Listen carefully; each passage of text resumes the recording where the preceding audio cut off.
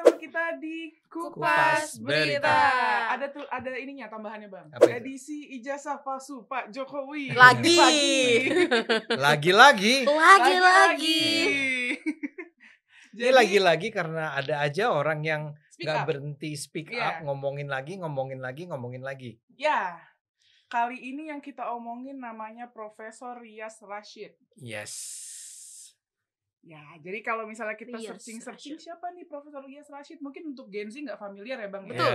Ya kan? Kalau yang Gen aku Z, lihat, milenial kali nggak ngerti. iya yang aku lihat dia nih akademisi guru besar Institut Pemerintahan Dalam Negeri. Iya. Dia juga menjabat sebagai anggota Dewan Pernah. Pertimbangan Presiden pas Pernah. 2010 ya. Di zaman Di SBY zaman dia Pak adalah SBY. seorang tokoh ya. Dia Mm. juga pernah jadi menteri tuh, menteri negara apa gitu ya. Iya. Jadi yang jelas dia dikenal sebagai ahli pemerintahan daerah gitu kalau nggak salah, ahli politik lah ya. Oke. Dan di masanya dia dikenal sebagai seorang tokoh yang sangat lurus, jujur, berintegritas ya.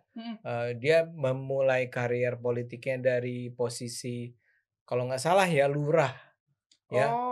Ya jadi betul-betul dari bawah tuh dia sukses sebagai lurah, Iya. memperoleh banyak prestasi sebagai lurah, kemudian naik ke saya nggak tahu Kementerian Dalam Negeri atau apa, dan akhirnya karena ada begitu banyak pikiran-pikiran dia yang termuat karena dia kemudian sekolah dia di Amerika, Illinois kalau nggak salah masternya, kemudian doktor di Hawaii kalau nggak salah ya.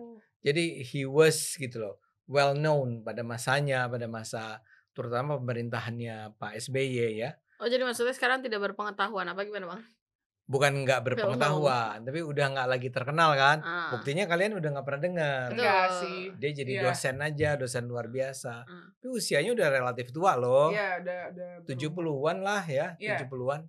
Jadi saya kan udah tua nih. Bang Ade berapa? 60 tahun ini, September ini 64. Nah, dia tuh sekitar 10 atau 15 tahun di atas saya.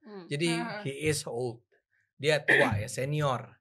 Dan dikenal sebagai seseorang yang inilah sangat di masanya dia dikenal sebagai orang yang punya kualitas lah, orang yang berintegritas. Orang biasanya kalau ngomong tentang dia, orang memuji dia.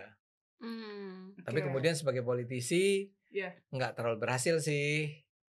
Oh dia berkecimpung jadi politisi tuh akhirnya. Kemudian dia bikin partai kalau nggak salah. Oh ya. Ingat gak Bang namanya apa? Enggak, Partai karena saking nggak terkenal. Ya oke. Boleh. Enggak, saya lupa kayaknya partainya nggak lolos sih. Nggak lolos ke Senayan. Oh iya, oke. Kayaknya ya, saya lupa apakah dia jadi anggota DPR atau enggak. Tapi ya itu, dia reputasinya relatif positif. Cukup terpuji lah ya. Iya, tapi out of nowhere tiba-tiba speak up soal ijazah palsu Pak Jokowi. Oke. Jadi ini di acara siapa ya? Di acara Kanal SA. Oh iya. Itu Kanal SA tuh mirip-mirip Forum Keadilan TV ya. Maksudnya kayak anti Jokowi gitu. SA itu ada pendekannya lagi nggak? Nggak ngerti. SA tuh apa?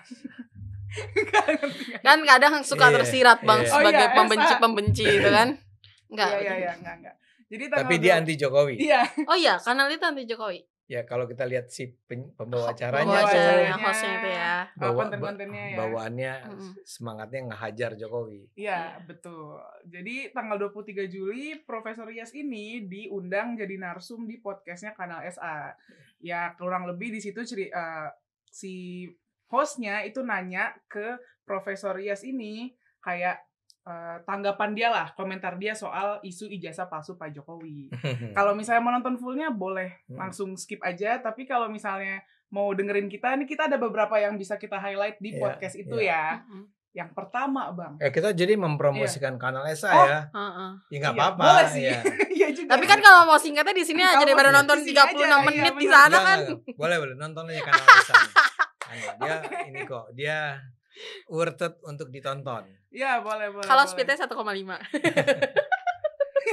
Ya maaf ya penonton, ini memang Gen Z ini agak-agak suka kurang ajar sama orang tua. Saya tuh sebenarnya setiap hari tertekan perasaan saya di kantor bertemu dengan kalian. Saya salah apa Bang? Gak ada rasa hormat sama sekali. Hormat dong Bang. Hormat. Pak Komisaris. Iya. Tuh kan, gini nih gaya-gaya menonton ya, maaf ya. Ya, jadi yang mau kita highlight pertama Bang, kalau dari bahasa kita ya, Pak Jokowi ini terkesan dibilang pick me. Pick me. Pick me itu apa? Pick me itu kayak spotlight tuh harus ada di dia. Oh. Gitu. Kayak star syndrome. Iya. Mungkin Mirip-mirip pokoknya gitu. spotlight harus ada Pokoknya di dia. jadi bintang utama di sebuah lokasi yang dia dimaksud. kepengen. Iya, dia bilang karena Pak Jokowi itu ibarat membiarkan isu ijazah palsu Pak Jokowi ini terus-terusan berlarut, jadi kayak dia mau bilang kalau Pak Jokowi ini pengen jadi spotlight di awak media. Oh, Gitu. sengaja Katanya. Iya. Terus juga katanya Tapi sebelum masuk ke sana ya. Iya. Tadi artinya penjelasan saya belum lengkap tuh tentang siapa itu Rias. Terus terang ya, Rias itu belakangan ya sejak Jokowi jadi presiden. Sebetulnya dia masih punya jabatan kalau nggak salah pernah ya. Kalau nggak salah ya. Tapi memang belakangan tuh jadi pahit banget. Ya dia, saya nggak tahu gengnya nih geng mana sih gitu ya. Kan kita sering kali ngeliat ada, oh ini Roy Suryo, oh ini siapa Abraham Samad, oh ini Refli Harun gitu kan. Nah dia tuh kan nggak ada di sana ya selama ini, nggak dikenal sebagai geng yang ngelaporin ijazah. Tapi tertangkap sekali betapa Pak Rias ini yang semula dikagumi banyak orang ini membenci sekali Jokowi. Saya kutip aja, dia pernah bilang misalnya dalam wawancara sebelumnya, di mana dia bilang Jokowi itu presiden terburuk. Oh sama kayak narasinya Pak Amin Rais ya? Mirip-mirip gitu. Iya. Dia pun juga singgung di podcast ini juga. Oh dia sebut juga. Iya. Nah ini di podcast sebelumnya nih. Oh gitu. Dia diwawancara siapa gitu awal 2025 atau akhir 2024 ya. Jadi sebelum rame-rame ini kan, ini kan baru sekarang nih yang kita komentari hari ini. Sebelumnya dia udah bilang itu presiden terburuk dalam sejarah Indonesia. Dia itu bilang sakit jiwa. Jokowi itu sakit jiwa. Lah, iya mirip sama Pak Amin Rais. Iya. Jangan-jangan udah ngopi Bang di belakang. Berdua minum Pak Amin gimana? Udah terbuka aja. Sakit jiwa Pak. Sakit jiwa. Iya, saya juga berpikir begitu. Gitu. Enggak, saya merasa bahwa, ya ketika saya mendengar dia ngomong begitu, kok Pak siapa namanya Pak Rias ini, kok jadi begini ya? Menganggap dia sebagai orang yang menganggap Jokowi sebagai presiden terburuk tuh buat saya, ya saya karena saya pecinta Pak Jokowi ya kali ya, saya merasa saya nungguin tuh dia bilang apa sih. Nah kan biasa, misalnya kamu nuduh Pak Jokowi itu pembohong gitu kan, kan saya nungguin dong pembohongnya apa. Ternyata ngaco-ngaco yang tuduhnya. Ya oke, silahkan kembali. Terus narasinya Prof Rias ini mirip sama Roy Suryo CS. Kayak ya kalau misalnya soal ijazah palsu Pak Jokowi, tinggal kasih lihat aja ke publik ijazahnya asli, udah selesai. Lu tinggal permaluin aja orang-orang yang bilang ijazah lo palsu, kasarnya gitu. Nah, di dalam hal ini dulu ya. Iya. Saya tanya, Pak Jokowi pernah nunjukin nggak ijazahnya? Pernah. Pernah kah? Pernah ke wartawan, tapi nggak boleh foto. Pertama dia pernah menunjukkannya kepada wartawan. Ya. Nih, tapi jangan difoto ya. Wartawannya nurut ya waktu itu, nggak difoto beneran. Iya dong, harus dong. Oh gitu. Pertama kan itu adalah sesuatu yang bersifat private kan. Jadi hak si Pak Jokowi untuk mengatakan ini boleh dikutip, boleh enggak kan, kayak off the record gitu kan ada tuh, tahu kan etika off the record. Artinya Anda nggak boleh kutip bahwa ini adalah ucapan saya ya. Itu kan bisa. Ini juga gitu, saya ini kasih lihat nih. Ya, orang menilai, oh ya gitu ya. Terus dia bilang itu nggak boleh dikutip. Terus itu satu ya. Sama wartawan udah pernah ya. Kedua, sama polisi udah pernah. Ke polisi dia udah tunjukin tuh. Udah. Yang ke Barreskrim itu kan? Barreskrim udah kasih lihat. Kamu udah diperiksa oleh Barreskrim. Ya. UGM sendiri udah bilang, iya dia itu lulusan UGM. Saudara-saudara. Jadi saya bingung nih, kalau si Rias Rashid mengatakan bahwa orang ini apa tadi pick me, ya spotlight mau ada di dia, ya kan spotlight ada di dia, karena itu dia membiarkan orang terus meributkan, sementara dia tidak pernah menunjukkan ijazahnya. Lah kan udah. Disclaimer nih, pick me tuh bahasa Gen Z ya. Gen Z. Ya itu Ya. kalau Saya bahasa kan kita, bahasa saya kita. kan pengen jadi bintang boomers. utama. Pengen jadi Iya. bintang utama. Iya. Jadi seolah-olah Jokowi itu kepengen banget jadi bintang utama. Mm-mm. Guys, dia tuh 10 tahun jadi presiden. Selama 10 tahun tuh dia bintang utama di Indonesia. Ya. benar. Sekarang muncul lagi dia kepengen jadi bintang utama. Ya. Ayolah Parias. Dan salah banget dengan menggunakan contohnya adalah kenapa dia nggak tunjukkan saja ijazahnya. Mm-mm. Ya kan? Mm-mm. Kan kira-kira logika dia Mm. kalau itu ditunjukkan ijazahnya masalah selesai. Ya. Kan enggak masalahnya. Ijazah sudah ditunjukkan. Mm-mm. UGM sudah bilang, dia memang lulusan UGM. Ya. Masalah selesai enggak? Enggak, masih Enggak. tetap nggak percaya. Dan kenapa enggak? Maunya ke publik nunjukinnya. Enggak, emang Karena dia emang nggak percaya aja berarti emang ya. nggak percaya Emang aja. udah nggak percaya. Jadi Temen- kalau diturutin pun nggak akan ya, nggak Nggak akan akan. selesai. Anda lihat gengnya si Rias, Roy Suryo. CS. Roy Suryo, si Abraham Samad, si Egy Sujana, Tapi, si iya, iya. Tifa. Tetep ya? Emang tetap. Jadi baju tak gentar gitu kan. Udah kasih tahu enggak, ini ada ijazahnya. Ya, benar. Nah, jadi kembali ke Rias lagi deh. Tapi- Rias, Nah, Prof Rias juga bilang polisi itu kayak seakan-akan dipaksa kayak untuk menersangkakan si Roy Suryo CS. Jadi kayak polisi dipaksa buat bikin mereka nih bersalah. oke. Karena kan Hmm. Pak Jokowi itu kan berkuasa. Terus si Prof Riasnya dibilang polisi tuh jadinya jadi rendah gitu loh. Iya. Kayak gitu katanya. What do you think? Menurutmu gimana? Apakah benar? Ini kita pakai logika aja ya. Apa? Gunakan akal sehat kita. Hahaha. Tesisnya si Pak Rias, polisi dipaksa untuk mentersangkakan Roy Suryo dan kawan-kawan. Karena itu polisi itu direndahkan oleh Jokowi kan maksudnya. Ya. Ya. Sekarang menurut kalian nih, akal sehat aja deh. Polisi itu dipaksa nggak untuk mentersangkakan? Enggak lah. Karena kan sebenarnya apa yang diperiksa polisi itu akan maju ke pengadilan juga kan? Kalau berlanjut. nggak Bukti-buktinya kan kan kuat. gini, nggak Iya. semua kamu melapor ke polisi itu pasti ke pengadilan, enggak. Oh enggak. Iya. Ya, makanya ada yang namanya penyelidikan dulu, Mm-mm. diselidiki. Mm-mm. Kalau selidiki udah selesai, disidik. Ya. Ketika disidik, nah sekarang polisi sudah menyatakan nih, kita sudah menyidik. Mm-mm. Ketika disidik, itu akan berpotensi atau hampir pasti nanti akan ada yang namanya tersangka. Oke. Oke? Nah, menurut Rias, ya, polisi itu dipaksa untuk ini Jokowi ngelapor, Mm-mm. oke? Dipaksa agar terima ya, Pokoknya mereka bersalah aja. mereka bersalah ya, Iya. jadikan mereka tersangka.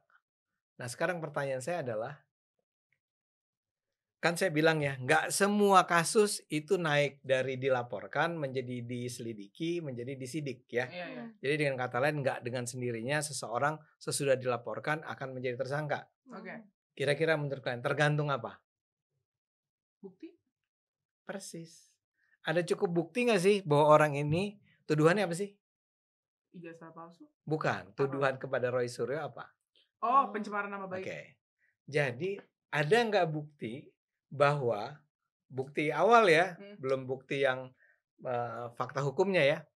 Bukti awal yang menunjukkan bahwa memang benar si Roy, si Tifa, si Egy, si siapa lagi namanya? Kurnia, si Egy Sujana. Tadi Iya, udah iya. ada yang sekarang udah 12 loh Rizal namanya. Fadila. Banyak ya? Iya. Oke. Tadi kan cuma 4, jadi Tadinya 5. cuma 5, 6. Nah, 6 naik. Banyak. Sekarang udah Kabarnya walaupun belum ya. pernah dinyatakan resmi ya. Iya. Tapi kira-kira ada 12 orang Tersangka. tersangka. Iya. Ya, kemungkinan. Nanti Rias Rashid ke-13 kayak. Iya. Jangan. Paham nih bener Pak. Iya, jangan. Enggak, yang kemarin siapa yang rektor UGM? Mantan. Aduh, lupa lagi namanya siapa. Sofyan Effendi. Oh Iya. iya, Sofyan Effendi. Yang bilang bahwa pasti tidak lulus dia dari UGM. Yang minta maaf ya, Bang. Akhirnya dia Akhirnya minta minta maaf. maaf. Iya. Iya, Ya. Mudah-mudahan makanya dia nggak maju jadi tersangka Iya. karena dia udah minta maaf Minta kan. maaf. Ya. Nah, tapi sekarang pertanyaan saya adalah ada untuk dijadikan disidik gitu ya, diperiksa sebagai tersangka. polisi tuh harus menemukan, polisi kan nggak bisa tuh, misal Anda melaporkan, terus Anda ditolak, begitu aja. Kan dia harus periksa bukti-bukti. Iya. Artinya sekarang, polisi tuh menemukan bukti-bukti bahwa Roy Suryo dan kawan-kawan memang mungkin sekali sudah melakukan pencemaran nama baik terhadap Jokowi. Iya. Kalian sendiri nih sebagai orang yang nonton media menggunakan medsos, setuju nggak dengan keputusan polisi untuk mengatakan bahwa iya sih dia emang udah mencemarkan nama baik Jokowi? Aku sih setuju. Ya apa? Contohnya apa sih? Yang mencemarkan nama baiknya. Banyak sih jejak digitalnya Bang. Aku jadi bingung mau nyontohin yang mana. Kayak Roy Suryo, kan yang vokal banget kan yang aku lihat yang masuk FYP aku nih. Roy Suryo, Dr. Tifa, terus ini nggak terlalu ini sih, yang siapa namanya?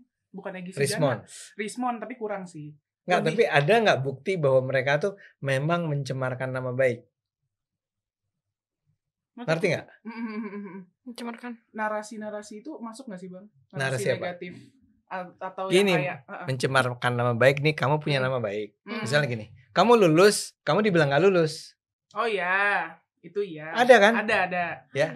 Sampai KKN-nya gitu-gitu. KKN-nya, SMA segala macam. Tapi yang terpenting ini kan karena ini adalah ijazah.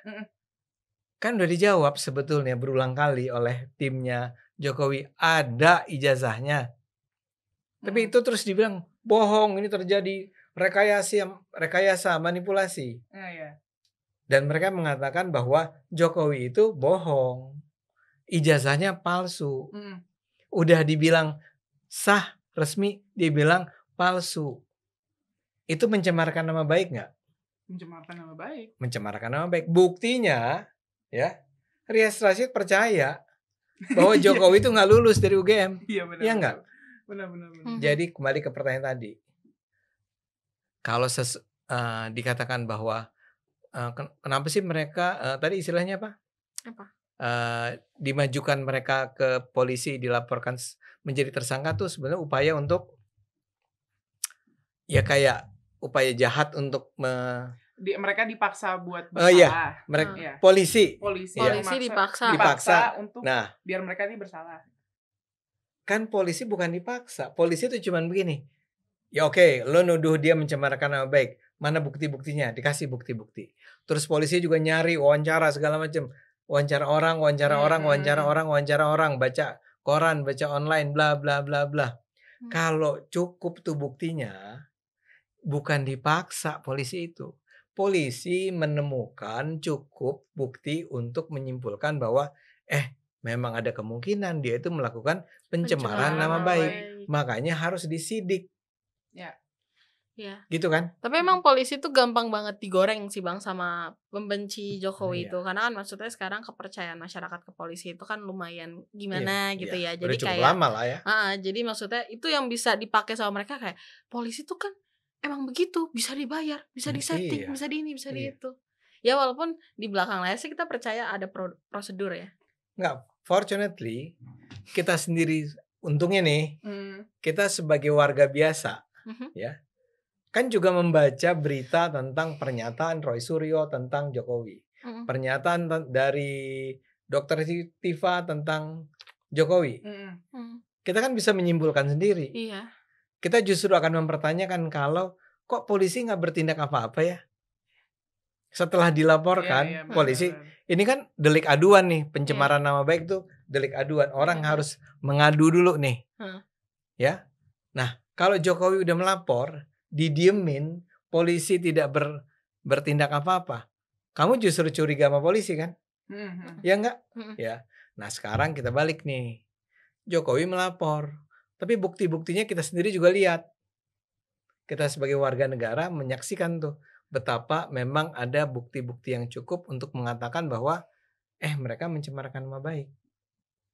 Sebetulnya nih, kalau saja mereka minta maaf kayak si Sofyan Effendi, mungkin mereka akan dibebaskan kok. Ya. Mereka melakukannya enggak? Itu pertanyaannya. Enggak mau. Enggak mau. Jadi jangan bilang polisi itu terpaksa. Ya. Ini polisi tuh kayak rendah banget ya, kasus kayak begini aja itu dijadikan diselidiki. It doesn't make sense. Itu yang saya bilang. Ini bapak kan pintar. Rias Rasyid ini kan pintar kan? Yeah. Ahli pemerintahan, ya. Dia ahli politik. Dia pernah menjadi apa tadi kamu bilang? Badan penasihat apa? Dewan penasihat presiden. Dewan penasihat presiden di zaman SBY. Pernah jadi menteri negara apa gitu di zaman SBY. Kan pintar. Dan dia dosen dan dia bilang dia guru besar etik ya? Iya, guru besar. Guru besar kan? Kenapa dia bisa tiba pada kesimpulan bahwa seharusnya ini nggak usah ini seharusnya tidak disidik, tidak dilanjutkan prosesnya sampai ke pengadilan. Itu yang buat saya mencengangkan. Jadi gitu ya. Ya, oke. Nah, terus Bang, jadi kan tadi Prof Rias ini bilang kalau misalnya Pak Jokowi itu kasih lihat aja ijazahnya gitu ke publik. Nanti publik udah selesai lah kalau misalnya udah dikasih lihat ke publik kan. Karena dia ngaitin sama ceritanya Pak Obama. Gimana nih ceritanya Pak Obama? Jadi itu katanya, ini menurut ceritanya, aku juga nggak ngikutin sih apakah dulu emang waktu pas kejadian Obama mau maju presiden apakah itu terjadi apa enggak, kan kita nggak ngikutin ya kalau aku terjadi. Sih. Iya. Jadi aku dulu, ngikutin. Oh ya, yang dulu tuh kan. Jadi kan pas Pak Obama baru mau nyalon jadi presiden, katanya kan dikasuskan tuh Bang, karena dia beneran orang Amerika atau orang asing. Akte kelahiran.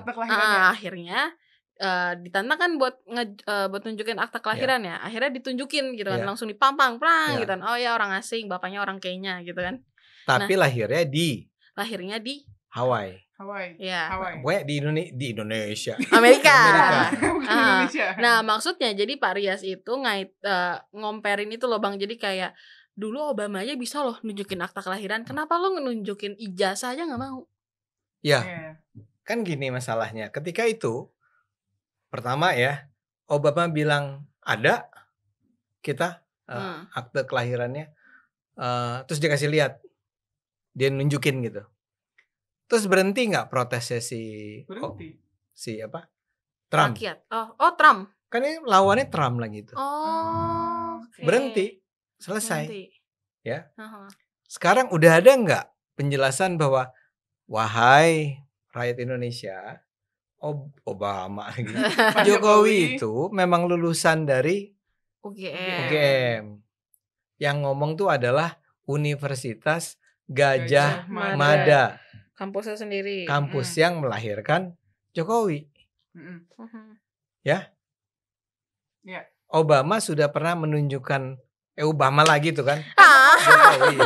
Jokowi sudah pernah menunjukkan ijazahnya ke wartawan. Oke. Setelah dia ngomong gitu masih rame nggak? Masih.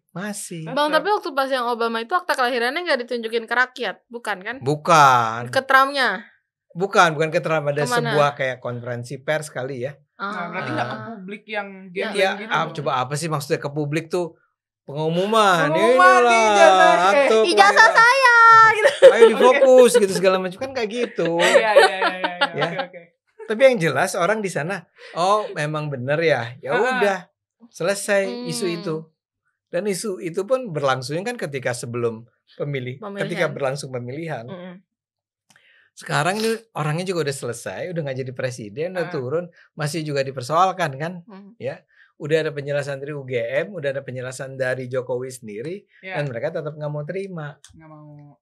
Kok Pak Rias nggak bisa ya ngelihat itu sebagai bukti bahwa mungkin Pak Rias masih juga curiga ya. Ya cuman jangan ngawur-ngawur begini dong. Ya nggak? Benar. Atau kamu masih belum setuju tuh? Harusnya Jokowi bikin show dari kota ke kota menunjukkan inilah Jokowi. Kayak nggak perlu. Hadiri pada pukul 9 malam ini. Inilah Pak Jokowi. Atau enggak ini aja kalian mah ijazah dimuseumkan gitu kan. Bagi yang tidak percaya silahkan datang ke Museum Jokowi gitu kan. Enggak. Dipecahin. Ada yang pecahin curi. Dipecahin sama Dokter Tifa terus dibawa ke UGM dibandingin sama dia. Palsu gitu. Ya itu kan tuduhan-tuduhan Roy dan kawan-kawan itu sangat tidak masuk akal. Misalnya mereka membandingkan dengan, mereka bilang kan, kami sudah membandingkan dengan 5 ijazah UGM. Iya. Pertanyaan saya adalah 5 ijazah UGM dibandingkan dengan ijazah siapa? Wong katanya nggak pernah lihat ijazahnya Jokowi. Ngerti nggak? Iya. Jadi itu nggak bisa dipakai dong 5 ijazah Jokowi UGM itu. Tapi ini adalah persoalan bagaimana akhirnya Pak Rias ini, ya Profesor Rias ini juga akhirnya tidak kunjung percaya bahwa ini adalah bahwa Jokowi itu adalah seorang lulusan dari UGM. Jangankan percaya Bang, even dia bilang aja kalaupun benar Pak Jokowi lulusan UGM, harusnya UGM malu punya alumni kayak Pak Jokowi. Karena katanya dengan rentetan 12 kebohongannya itu, dia nggak jelasin sih kebohongannya apa aja. Ya harusnya ada 12 kalau nggak salah ya, belasan lah. Kebohongannya itu harusnya UGM tuh malu punya alumni kayak Pak Jokowi. Gitu. Dan dia juga sebut Pak Jokowi itu adalah presiden paling korup di Indonesia. Paling korup. Terbesar. Korupnya itu terbesar. Maksudnya jadi bukan Jokowinya, tapi di masa Pak Jokowi jadi presiden, korupsi itu terbanyak di masa dia dibanding dengan masa-masa presiden lain di Indonesia. Banyak infrastruktur yang mangkrak katanya. Dia nyinggung KCIC, proyek gitu. Kayak gitu-gitu. KCIC itu apa? Kereta cepat. Wush! Yang utangnya besar katanya. Utangnya besar. Terus itu korupsi. Bukan, maksudnya dalam artian tadi emang korupsi, terus habis itu dia juga nyinggung utang negara yang ditinggalkan Jokowi. Dia kayak menganggap Pak Jokowi juga selain di masa dia korupsinya banyak, dia juga nggak bertanggung jawab meninggalkan utang negara yang begitu banyak. Ya kita bisa berdebat lah ya. Kita bisa berdebat tentang itu. Tapi kalau korupsi terbesar, kita tahulah siapa presiden terkorup di dunia ini. Di Indonesia. Betul. Seorang presiden yang pernah dulu dinyatakan sebagai presiden terkorup di dunia di masanya. Di tahun 2004 ada lembaga apa gitu ya Bang, yang bilang si presiden itu iya, Transparency International tahun 2004 yang memastikan di masa Pak, boleh sebut? Boleh. Pak Soeharto itu mungkin estimasinya kerugian negaranya mencapai 15 sampai 35 miliar US dollar. Presiden Soehartonya loh. Iya. Itu presiden. Iya. Itu Soehartonya. Soehartonya bukan di masanya, bukan kumpulan gitu ya. Kumpulan dari korupsi Soeharto di masanya. Iya. Dan itu nggak ada presiden lain yang lebih besar. Iya. Sayangnya ini kan Bang, maksudnya terbesar, tapi zaman itu kan belum ada KPK ya, jadi belum yang akhirnya. Oh dia ingat ya, Soeharto itu akhirnya meninggal tanpa pernah diadili. Karena dia sakit terus. Oke. Ya, tapi anyway, kita nggak masuk mesin ya. Saya cuma mau bilang, Rias Rasyid, ayolah. Jangan tutup mata. Anda jangan tutup mata. Dan saya ingat sekali siapa lembaga yang dituduh menyebut Jokowi itu sebagai presiden terkorup itu. Di Twitter. OCCRP. Ya, OCCRP. Saya ingat sekali tuh wawancara dengan pimpinan OCCRP oleh majalah Tempo soal korupsinya Jokowi. Ya, 10 tahun. OCCRP menjawab, kami tidak memiliki bukti bahwa Presiden Jokowi itu korup di masa pemerintahannya. Ini lembaga internasional loh. Ya yang kemudian dipelintir tapi sama orang-orang Indonesia, si bodoh-bodoh Indonesia ini. Jadi OCCRP sudah mengatakan, Pak Rias, Presiden Jokowi ini kami, katanya si lembaga jurnalis investigatif ini tidak menemukan bukti bahwa Jokowi korup. Terus gimana ceritanya ya Pak Rias tiba pada kesimpulan bahwa ini presiden terkorup. Bagaimana? Nah, artinya kan dia baca nggak sih, dia ngikutin pemberitaan nggak sih? Pak Rias, saya tetap menghormati Bapak dengan apa yang Bapak lakukan di masa reformasi kemarin. Tapi yang kali ini Bapak betul-betul menurut saya sih memalukan. Dan tadi bisa dikategorikan mencemarkan nama baik. Nanti jadi nomor 13 dia. Mendingan Bapak buru-buru minta maaf. Kayak Pak Nyusul Pak Sofian. Nyusul Pak Sofyan. Waduh, iya. Ya enggak? Benar. Ada lagi enggak? Ada Bang. Oh, ada lagi. Sudah pasti. Oke. Sudah pasti. Terus juga kan ngelanjutin yang spotlight tadi Bang. Jadi abis di podcast itu ya abis ngomong spotlight di awal, terus dia ngomong lagi nih di pertengahan lah. Dia nyontek. Di pertengahan lah. Soal Pak Jokowi ini kenapa mau jadi spotlight? Karena kan Bang Ade tadi sempat singgung, kan Pak Jokowi udah 10 tahun jadi presiden. Kenapa dia mau jadi spotlight lagi? Nah, katanya karena alasannya karena Pak Jokowi ini masih muda. Masih belum muda. pensiun ya? Ya maksudnya Wes, saya tersanjung nih. Saya masih muda dong. Bukan belum pensiun ya? Masa dia enggak, dia bilang masih muda. Ya saya juga jadi masih muda dong. Pak Jokowi umur berapa sih Bang? 64 tahun ini. 64. Udah. Seumuran apa Bang Ade? Dia udah kalau nggak salah Juni kan? Udah ulang tahun. Oh, iya. Udah ulang tahun. Selamat ulang.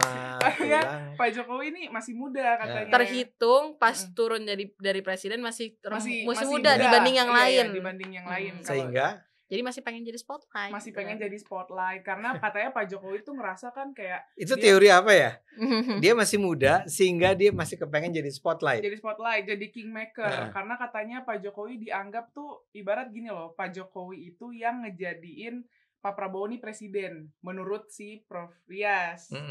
Nah, karena itu dia mau jadi kingmaker. Jadi nanti even pun Pak Prabowo lanjutannya mau jadi presiden, itu tuh ya udah nanti Pak Jokowi tuh yang bisa menjadi wakil. Walaupun nanti misal kayak Pak Prabowo 2 periode, orang tuh akan selalu mengingat Pak Jokowi sebagai yang membuat Pak Prabowo sekarang. Jadi spotlightnya tuh itu Bang maksudnya. Jadi setelah jadi presiden, mungkin kayak di atasnya presiden karena yang membuat presiden sekarang kingmaker. Kingmaker.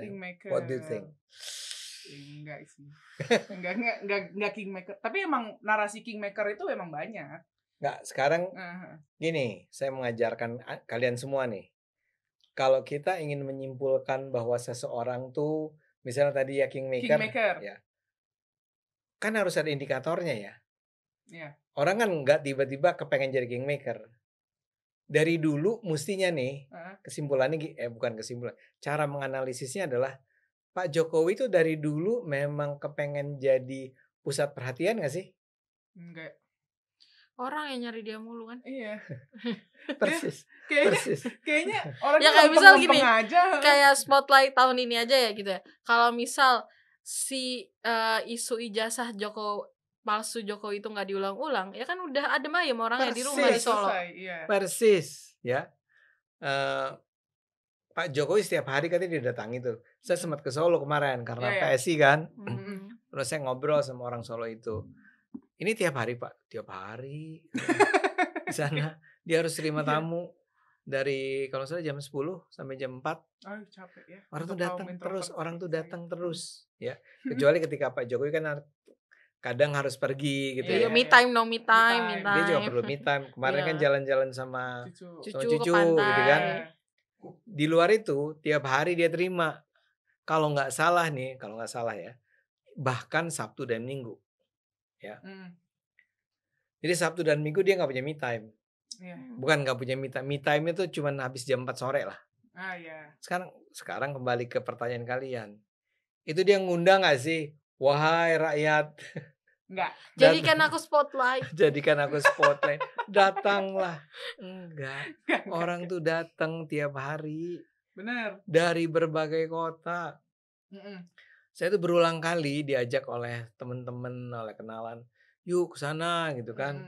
Pak Ade kan dekat sama Jokowi, yang tentu saya salah. Pak Jokowi tuh nggak dekat sama saya, dekatnya dari mana gitu ya. Terus tapi gitu. Nanti teman dari alumni angkatan saya dulu, teman-teman SMA, teman-teman bla bla bla bla. Dia itu sebetulnya lagi ngundang orang tuh datang karena undangan dia. Atau karena orang ngotot aja.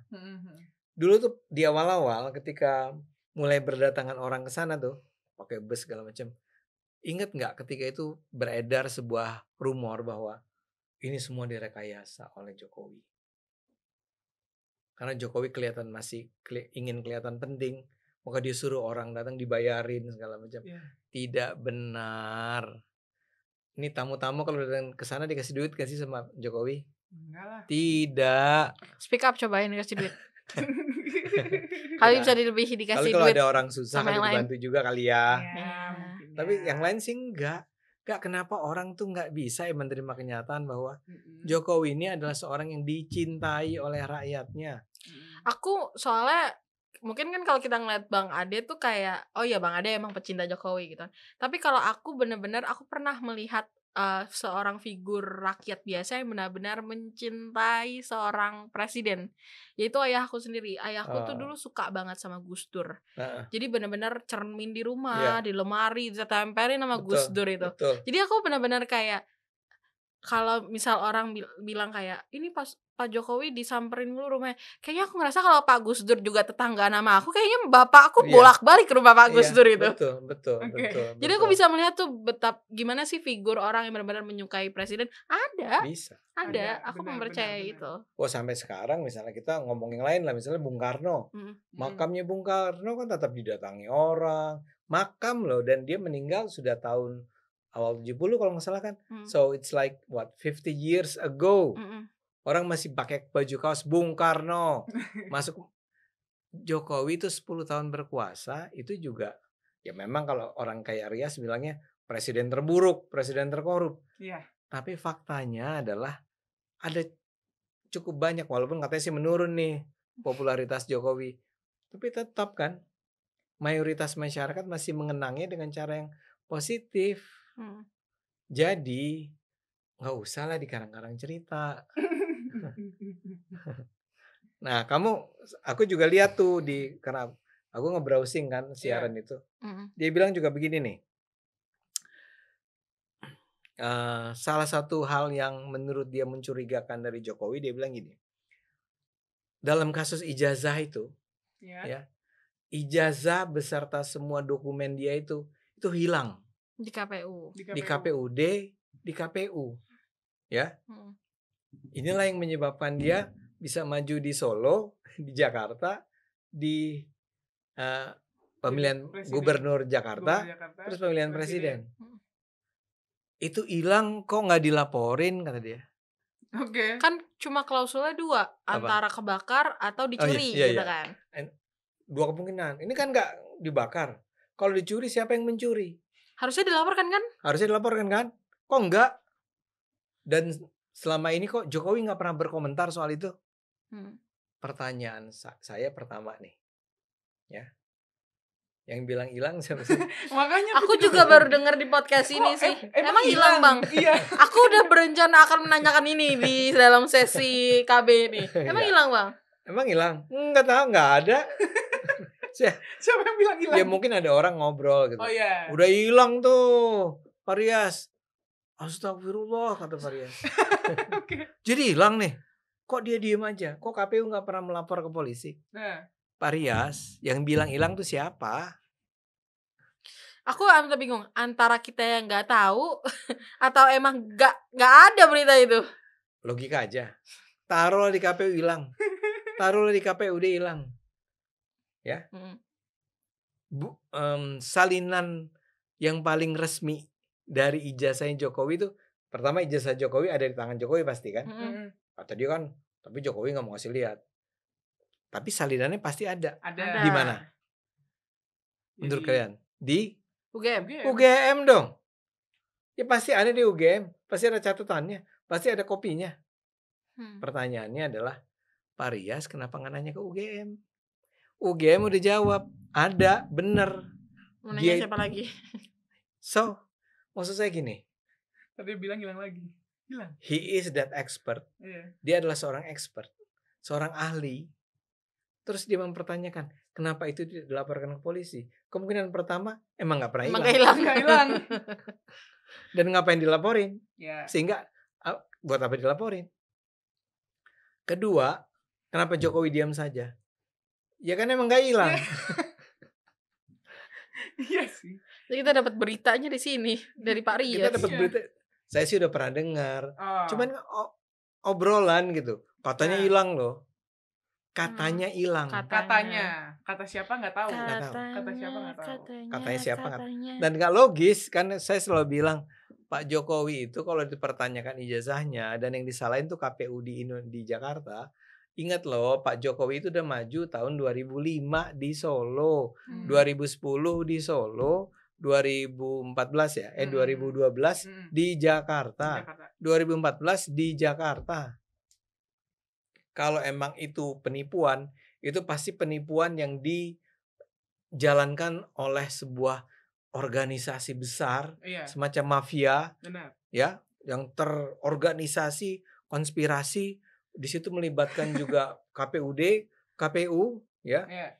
UGM, Heeh. ya, Jokowi sendiri, Heeh. dan PDIP. Banyak ya. Gede jadi. Gede, raksasa. Dan pihak-pihak lain juga nggak ada yang tahu. Iya.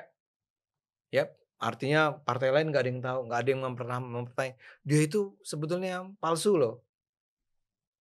Bahkan ada seorang tokoh Betor ya kalau nggak salah namanya, yang pernah bilang, emang PDIP kan para calon legislatifnya ijazahnya palsu. Aduh. Kok dibocorin. Tapi aneh itu nggak viral ya Bang. Itu nggak viral. Lagi. Tentu saja karena itu menguntungkan Jokowi. Tidak merugikan. Terakhir nih Bang. Ya, ada lagi. Terakhir nih Bang. Terakhir. Dia sempat singgung PSI. Oh gitu. Singgung PSI. Gimana nih singgung PSI? Singgung PSI. Iya. Oh, dia bilang tuh kan jadi Jokowi itu kayak mau nyusul Bu Megawati dan Pak SBY dengan bikin bukan dengan bikin PSI sih. Kayak dia bilang kayak Jokowi itu bakalan jadi nomor satunya PSI lah. Oh iya. Orang nomor satunya kayak kan itu kabarnya kan? mau jadi dewan pembina tapi belum kan Bang? Belum. Masuk aja belum. Masuk aja belum. Terus gimana nih? Terus dia bilang pokoknya cuma masalah ini lagi-lagi kecerdasan dia itu sampai mana. Kecerdasan siapa? Kecerdasan Pak Jokowi. Karena dia memilih partai yang itu tidak mungkin menang. Kecil, partai kecil. Itu partai yang akan kecil terus. Percaya sama saya walaupun ada imajinasi seolah-olah dengan digantinya gambar logo itu maksudnya logo gajah ya. Jadi gajah itu akan besar, itu nggak mungkin kata dia. Karena menurut dia bikin partai itu susah. Contohnya mungkin dia gitu ya, dia kan gagal bikin partai. Oke. Ya, partainya kan bubar jalan. Dia pernah bikin partai penonton dan partainya itu memang bubar. Karena nggak lolos. Oke. Terus juga mungkin salah satu harapannya Pak Jokowi kan di Indonesia nih ada money politics ya Bang. Dan Pak Jokowi katanya uangnya banyak. Karena Pak Jokowi uangnya banyak, mungkin buat ngedein partai PSI ini pakai uang dia. Jadi inilah disogok lah orang. Money politics lah. Iya, jadi mungkin pas pemilu jadi ada serangan fajarnya banyak dari amplop bergajah gitu mungkin. Amplop bergajah, oke. Amplop sama anak gajah gitu kan. Saya sebetulnya agak nggak enak untuk menjawabnya ya. Tapi gini, Pak Rias hanya karena Pak Rias dulu gagal partainya tuh angkanya kecil banget, nggak lolos, ya. Kemudian bubar aja, nggak jalan lagi. Ya. Jangan samakan dengan partai-partai lain, ya. Pak Rias harus ingat PSI ini sekarang sedang melakukan transformasi yang menurut saya revolusioner di Indonesia. Ya, dia kan yang sekarang penting dari PSI bukan saja PSI itu akan maju lagi tahun 2029 dan si Pak Jokowinya akan menjadi salah satu kekuatan yang mendukung PSI. Dia mengatakan kan saya akan kerja keras untuk PSI walaupun dia belum bilang apakah dia akan menjadi anggota atau tidak. Tapi dia sudah menyatakan itu kan. Itu penting, tapi ada satu hal lagi yang lebih penting menurut saya. PSI itu mengubah format politik di Indonesia ini dengan memperkenalkan, ya, mencoba membuat sebuah sistem pemilihan ketua umum yang baru dengan cara e-voting yang diikuti oleh semua anggota partai PSI di Indonesia. Itu menurut saya harus dipuji. Ya taruh lagi nih, saya orang PSI sehingga orang kan bilang bahwa ya lu muji partai lu sendiri. Cuman gini loh, jujur deh ya, partai mana yang menjadikan pemilihan ketua umumnya itu berlangsung melalui pemilihan oleh para anggota partainya secara langsung. One man one vote. One man or one woman one vote. Iya, benar. One people one vote. One human. Kan nggak ada. Ya. Jadi apa yang dilakukan oleh PSI sekarang itu adalah sesuatu yang menurut saya luar biasa. Kok Pak Rias sama sekali nggak komentar soal itu sih? Iya. Ya. Malah kayak jadinya mengagung-agungkan partai yang ketua umumnya itu aja misal gitu. Iya, kan ya misalnya PDIP lah ya. PDIP itu Ada aku berniat ya disebut. enggak ya. Ya, Iya. mungkin Gerindra juga begitu ya. Kayak ketua umumnya masih Pak Prabowo nggak sih? Saya nggak tahu, saya lupa. Mungkin saya sebaiknya tidak sebut Gerindra ya. Tapi taruhlah kalau Gerindra pun begitu, pasti durasi ketua umumnya tuh nggak sepanjang seperti Megawati kan? Iya. Ya. Dengan kata lain saya mau bilang begini, apa yang dilakukan PSI itu menurut saya deserve, layak untuk diapresiasi. Ya. Berhasil nggak? Belum tentu. Ya. Tapi jangan dong sejak awal dia udah dibilang bahwa nggak akan mungkin berkembang. Ya. Atau kalau mau berkembang itu harus pakai money politics. Nggak harus gitu dong. Saya itu adalah anggota PSI yang maju menjadi calon anggota legislatif. Dan saya memperoleh dukungan memperoleh suara konstituen cukup tinggi. Bahkan dikatakan kalau saja PSI itu lolos threshold. Sebetulnya saya lolos masuk DPR. Tapi kalau Anda tanya ke saya, Bang Ade money politics nggak? Bang Ade kasih duit nggak ke para konstituen? Saya jawab nggak sepeser pun. Bang Ade tuh orang yang aktif kampanye loh waktu itu. Aktif kampanye, tapi kita yang di kantor sampai merindukan Bang Ade karena saking kampanyenya. Tapi habis itu, tapi Bang Ade waktu itu sibuknya juga bukan kampanye doang sih, sidang kan. Emang dasar. Oke, itu nggak usah disebut-sebut ya. Okay. Itu luka batin untuk kita. Ya, waktu saya digugat oleh salah sebuah partai sampai 201 miliar rupiah waktu itu. Alhamdulillah saya selamat. Ya, tapi memang setiap minggu saya harus datang ke pengadilan. Ya. Anyway, tapi yang tersibuknya ya pemilu lah, kampanye lah. Ya. Kampanye. Nah, kembali ke tadi, jadi ya kami melakukan itu. Saya yakin Anda mungkin aja ketemu ada anggota PSI yang bayar.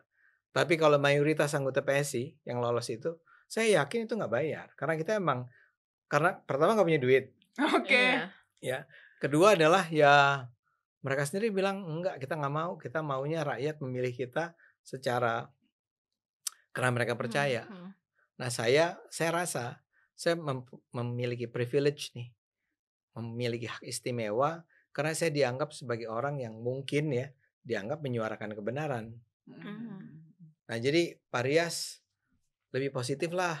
Iya, karena sebenarnya PSI, aku sih merasa kayak PSI itu kan partai kecil yang mungkin akhirnya kan bangun perlahan-lahan gitu kan emang. Itu kan menurut aku perlu diapresiasi ya. Karena aku berpikir gini, kalau misal Jokowi join gitu ya, join ke partai yang besar. Nanti ada muncul opini lain kayak ya nggak percaya tuh sama kekuatan suara atau popularitas dia, makanya dia joinnya ke partai besar. Tapi giliran partai kecil ngapain? Gini komentar pasti kalah, pasti macam-macam lah. Nah itu selalu akan ada cocok logi dari para pembenci itu kan. Betul.